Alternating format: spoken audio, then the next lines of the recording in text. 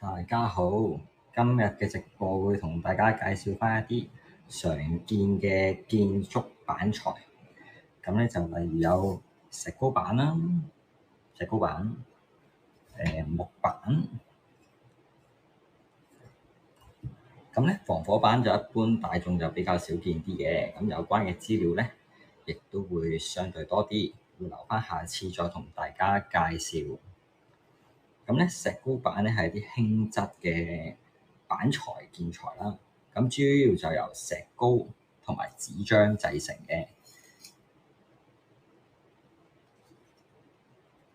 咁咧就有防火、隔聲、隔熱、施工快速、環保、易加工嘅優點。咁廣泛咧就會用喺室內嘅間隔牆啦、天花板啦、裝飾飾面度啦。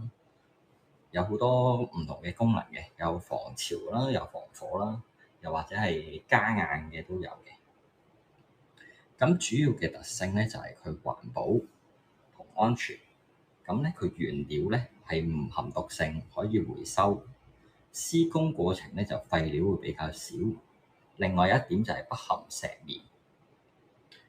不含石棉呢樣嘢其實都好重要嘅，因為香港立法已經管制咗唔可以用有石棉嘅建築材料好耐㗎啦。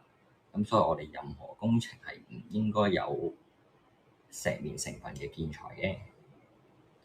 咁防火性咧，石膏遇熱嘅時候會釋放啲結晶水，咁有效咧阻延火勢嘅蔓延嘅。隔聲同隔熱咧就可以好有效咁做到降低呢個噪音啦，降低呢個熱傳導嘅。咁佢施工其實就好簡單嘅，因為佢本身相對就會輕啲，咁咧用戒刀亦都可以戒開佢噶啦，亦或者可以用鋸或者電動工具去分開佢都可以嘅。咁咧佢表面平整咧，可以直接就上油漆，亦都可以黐牆紙，咁就可以簡單啲處理個表面嘅。咁佢相對嘅穩定性係會高啲嘅，佢冇咁容易受到溫度、濕度變化而伸縮變形嘅。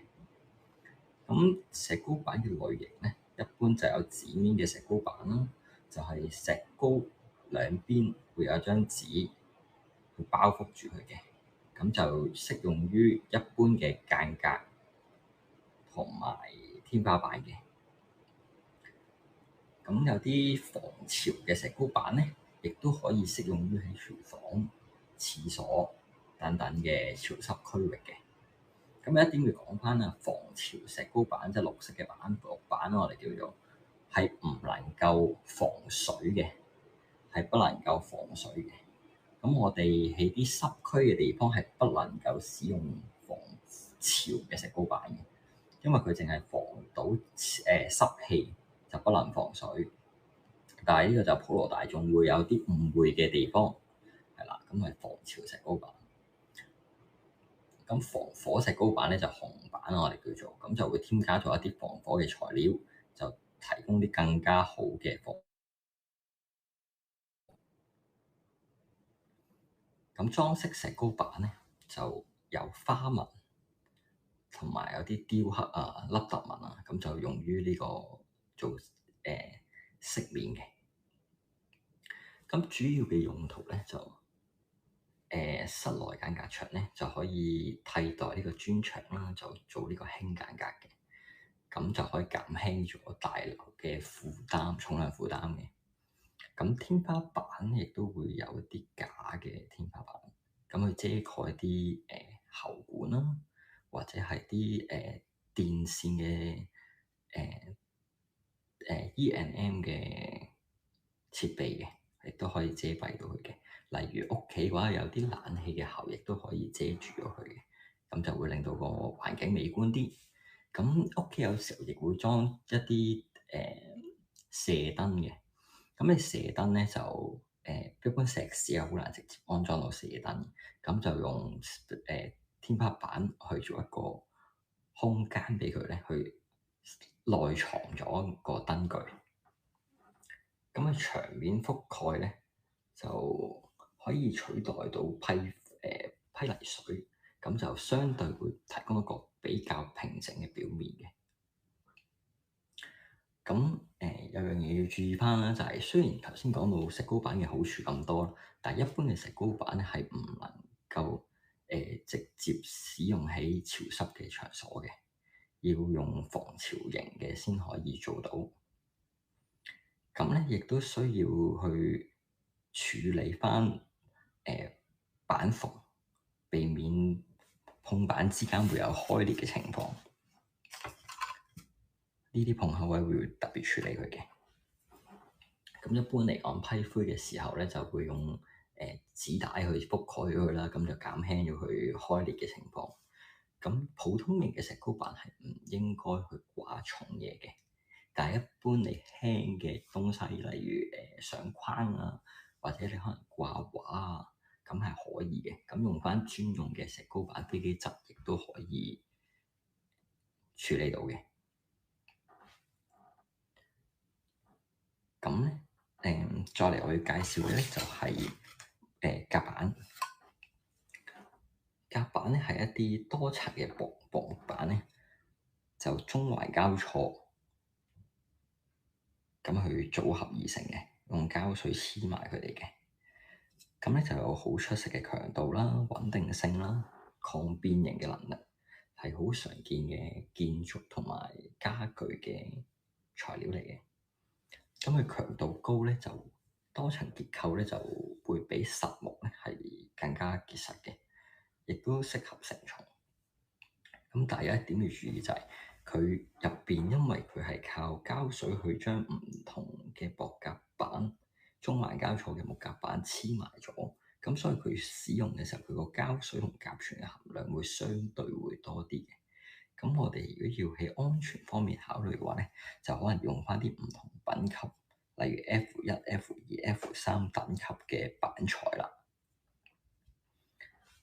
咁咧，由於佢係薄夾板啦，佢始終會有受潮嘅影響嘅，咁佢會有機會會將唔同嘅層數分離咗，就會甩皮嘅。好，咁講咁耐啦，咁介紹翻輕間隔先。輕間隔咧係我哋一個現代室內會用嘅間房嘅方法啦。咁就用輕鋼架啦、石膏板或者係啲木板或者係其他板材去搭建嘅。咁相對傳統嘅磚牆咧，就係重量輕、施工快、可以慳空間，而且有良好嘅防火隔音效果嘅。相對於磚牆嚟講，佢個造型係可以更加多變。咁最主要用嘅地方就係寫字樓啦、鋪啦、住家啦，都會用得到嘅。係啦，咁咧佢主要形成嘅就係骨架啦，骨架呢啲都係骨架。全面板就石膏板啦、木板啦，或者係雙浸嘅石膏板。咁亦都可以用翻木白板啊，或者其他板材都可以嘅。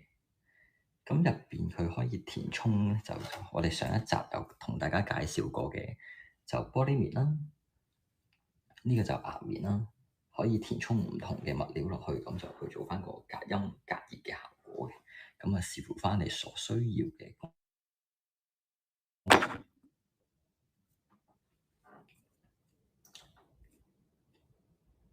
好啦，跟住就講翻啦。